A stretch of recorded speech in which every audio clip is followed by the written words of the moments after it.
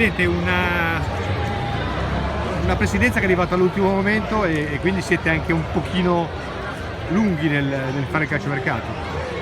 Diciamo che siamo a livello dilettantistico, l'amico Cristian Papa ha lavorato bene, siamo in Serie D e Cristian sta facendo penso un buon lavoro, credo che possiamo ancora dobbiamo completare al meglio la squadra, l'allenatore è stato già qua e ha fatto più che bene, speriamo solo di perfezionarci.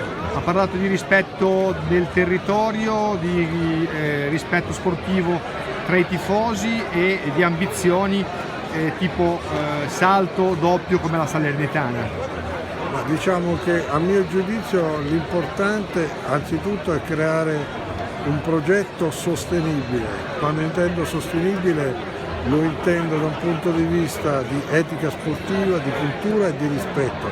A me non sono piaciuti affatto i cori contro la Sanremese, giocavamo con un'altra squadra, io non gioco contro, io gioco per il Savona, sportivamente parlando stiamo assemblando la squadra, la macchina si è messa in moto anche a livello societario, cerchiamo di non andare a sbattere contro un muro, di creare qualcosa che possa durare nel tempo, creando una sorta di cittadella dello sport, di impianto sportivo, perché non si può far calcio se non ci sono gli impianti, non si può parlare di calcio se non c'è una cultura sportiva e se non c'è un coinvolgimento delle aziende del territorio che fanno sport. Dove può arrivare quest'anno il Savona?